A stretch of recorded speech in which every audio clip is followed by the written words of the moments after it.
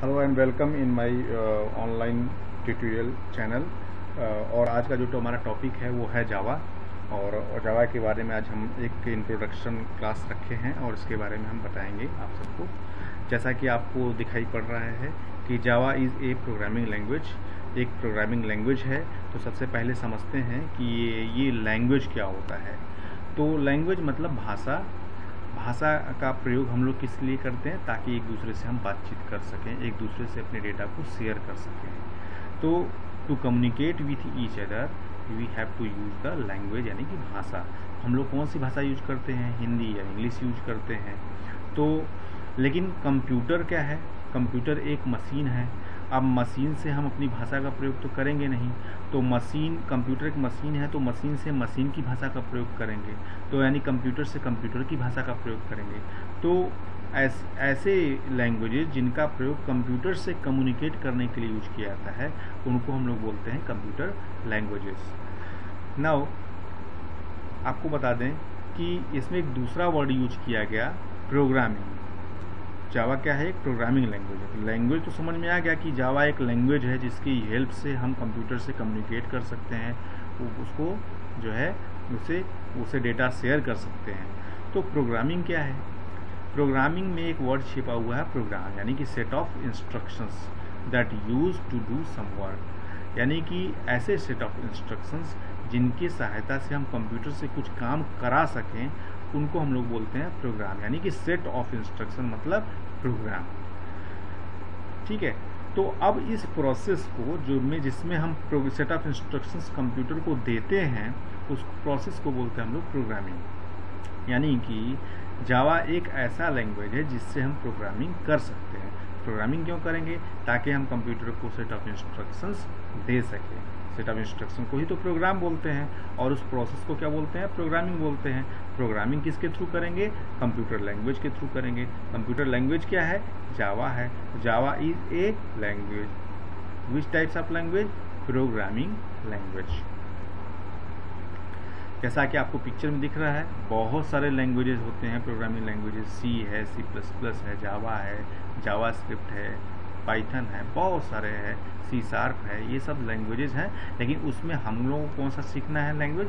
जावा सीखना है। ठीक है। तो अब हिस्ट्री की बात कर लेते हैं कि जावा कैसे हम लोग के बीच में आया है। देखिए, शुरुआत में जब हाई लेवल लैंग्वेजेस का डेवलपमेंट शुरू हुआ, तो उस समय बेसिक, कोबोल और बहुत सारे लैंग्वेजेस का प्रयोग किया गया। लेकिन उनमें कुछ कमियां ये थी कि स्पेसिफिक लैंग्वेजेस थे और स्पेसिफिक वर्क के लिए यूज किया जाता था। जैसे कोई मैथमेटिकल वर्क के लिए, कोई साइंटिफिक यूज के लिए, कुछ फाइनेंशियल वर्क के लिए यूज किया था। तो उनको कंबाइंड करके BCPL बनाया गया, कंबाइंड प्रोग्रामिंग लैंग्वेज। ठीक है। उसके बाद उसमें भी कुछ कमियां थी। वो बहुत बड़ा लैंग्वेज बन गया, कई लैंग्वेज से मिल के बना था। तो उसमें अनवांटेड जो कोडिंग्स थी उसको रिमूव किया गया, और 1970 में डेनिस रिची ने एक लैंग्वेज डेवलप किया जिसका नाम था C। तो C एक ऐसा लैंग्वेज था जो प्रोसीजर ओरिएंटेड था। यहाँ पे डेटा की सिक्योरिटी लगभग नहीं के बराबर थी।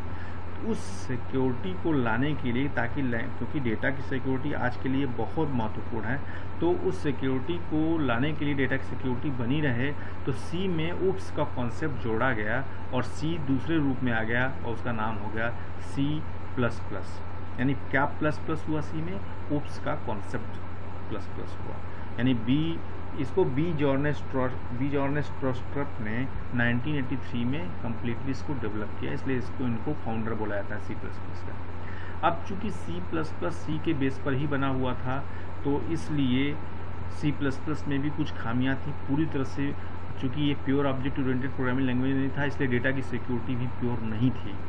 इसलिए उसकी कमियों को दूर करते हुए कुछ फीचर्स C और C++ का लेते हुए जावा लैंग्वेज का डेवलपमेंट किया गया, जिसको डेवलप किया जो क्रेडिट जाता है वो जेम्स कोसलिंग को दिया जाता है।